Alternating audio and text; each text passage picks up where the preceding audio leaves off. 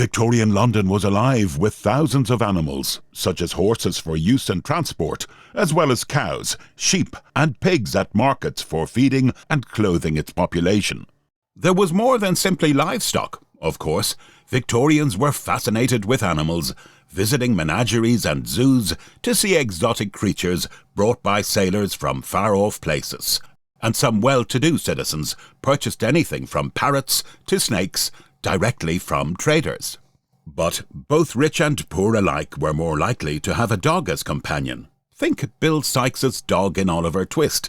Bullseye!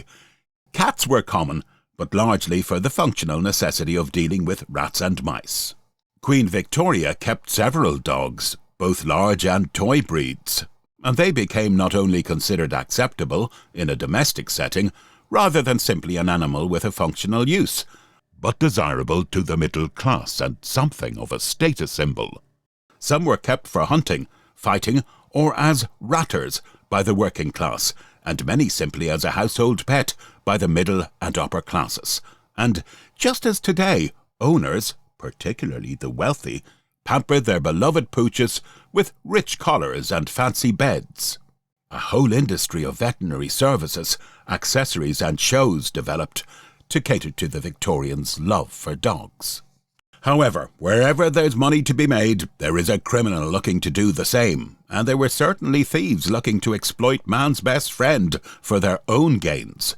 Today, you will discover the murky Victorian underworld of dog napping. Just as nowadays your favourite pet might be stolen under threat of violence in the street for sale or payment of a ransom, so it was the same in the 19th century. Dog nappers knew that they could get easy money from owners distressed at the loss of their beloved animal, and there were enough victims sufficiently wealthy to make it worthwhile. There was even a black market to ship dogs for sale across Europe, sometimes operating from seemingly respectable premises under the very noses of the police and owners who had lost pets.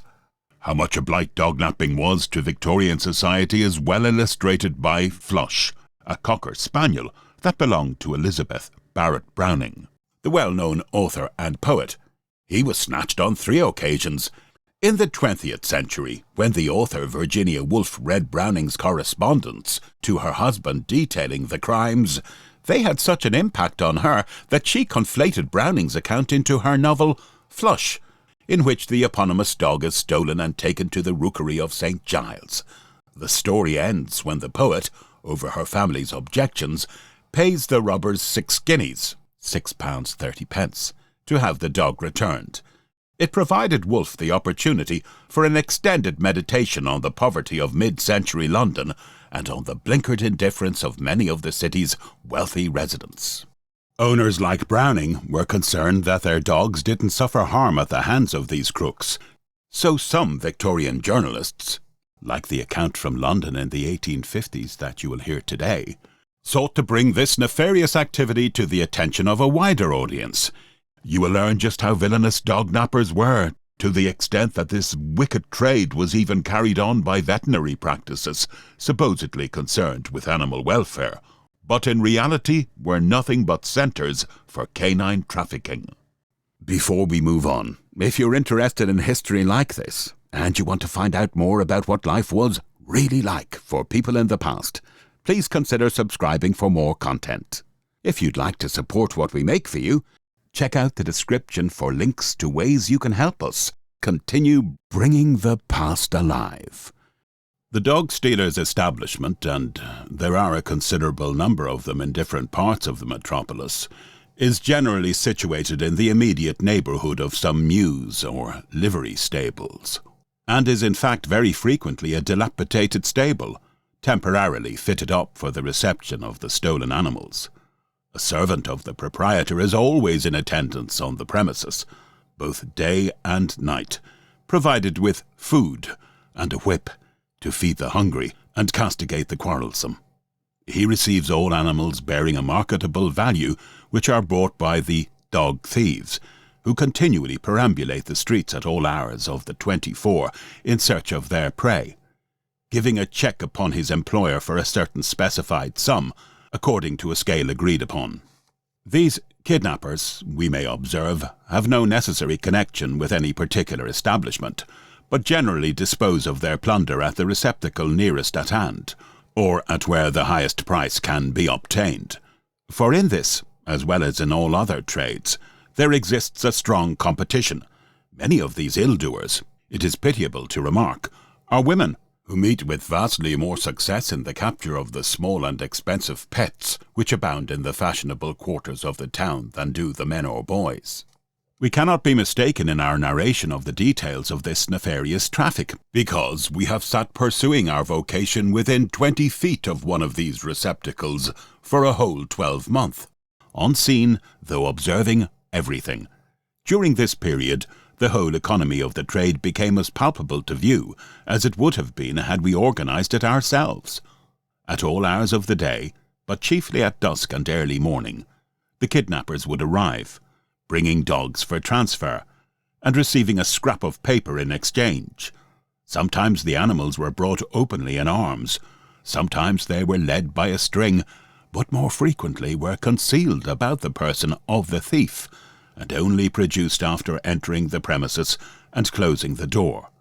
Pampered lap dogs, poodles, terriers, and spaniels came in pretty regular rotation to this den of disquiet, and occasionally pointers, setters, beagles, and retrievers of considerable value would make their appearance. Now and then, too, some huge, unsightly, rough-coated, half-starved cur would arrive, whom the passing of the Dog-Cart Act, then recently enacted, had probably thrown out of occupation, and condemned to a wandering life of perpetual famine. Once within the portals of this inferno, his miseries were soon at an end, he being introduced for the purpose of furnishing food for his fellow prisoners. In Victorian Britain, dogs were used by street peddlers, such as bakers, to pull carts with their wares. Considered a nuisance, they were prohibited in London by an Act of 1839, which fined any person using a dog to pull a cart. A considerable percentage of the stolen dogs find their way back to their owners, and indeed it is a disappointment to the receiver if the loss be not advertised, and a reward offered. When this is not readily done, unless the dog be of a breed for which there is a great demand, the loser will probably hear of his or her favourite and be informed that the missing pet will be forthcoming on the payment of a certain sum. Unfortunately, however, fancy dogs, especially of what is called the King Charles breed, are in great request at the present time in Holland and Belgium, and considerable numbers are exported periodically to supply the markets in those countries. The stock in this country is not so much diminished as this continual exportation would lead us to infer, because the Dutch and Belgic dog thieves, who are not a whit less expert than their Anglican brethren, industriously manage to ship a good proportion of them back again, so that many a bewildered poodle passes half his lifetime at sea. What becomes of those which, being unfit for exportation, are not redeemed by their owners, it is not easy to say. Great numbers, without doubt, are sacrificed for the sake of their skins. Others, docked, clipped, and shorn, and sometimes died, out of all resemblance to their former selves, are sold to sporting gentlemen at country fairs and markets. And others, as we have good reason to know, after enduring the miseries of imprisonment and semi-starvation for weeks, or perhaps months, are emancipated by a disease which attacks the skin, upon the first appearance of which they are sent summarily about their business, lest they should infect the whole stock in trade. The dog-stealer contrives most adroitly to evade the law. The proprietor of a dozen dog lairs is never seen even in company with a dog when making his rounds. The rewards are claimed and received by agents who well understand the department of the business allotted to them. No cross-questioning will ever induce them to vary from the stereotyped statement they have to make. It is said that they are allowed by their principal a very liberal percentage, and that to make the transaction safe to him, they have to pay over the amount of the reward before they receive it. That is, upon the reception of the missing dog for restoration to the owner. Speaking commercially, the allowance ought to bear a thumping commission for del credere, seeing that the deliverer runs a risk of never getting the reward, or at least of being put to the inconvenience of swearing a false oath to obtain it. The ostensible profession of the dog stealer is almost invariably that of dog doctor, and indeed in some parts of the town he makes a good income by this branch of his business, frequently getting a golden fee in payment for a prescription for some aristocratic valetudinarian pug or poodle, an owner obsessed with the health of their dog. If his receptacles attract the notice of the police, they are described as infirmaries, and the prisoners as patients, and even if a lost dog be discovered in one of them, he has of course been deposited there for the purpose of medical treatment by a party unknown to the proprietor. It sometimes happens that the reward offered for the recovery of a stolen dog is not deemed of sufficient amount by the thief in possession, who will coolly negotiate for a more liberal remuneration. My friend lost a handsome spaniel and had bills printed offering a guinea for his recovery. The next day he received a note, informing him that if the reward were doubled, he would see his favourite in the course of a few hours. A reply, acceding to the demand, was dispatched to the address indicated in the note. The owner was accosted a few hours after, on his way home from his office in the evening, by two men, one bearing the dog in his arms, and though he had formed an excellent plan for recovering possession of his own without paying anything, he yet found it necessary to keep to the terms of his contract, or else forego forever the recovery of the dog, an alternative not to be thought of. Dog stealing would appear to be carried on with more impunity than any other species of theft, seeing that the convictions, when viewed in connection with the number of offences daily and almost hourly occurring, are astonishingly few.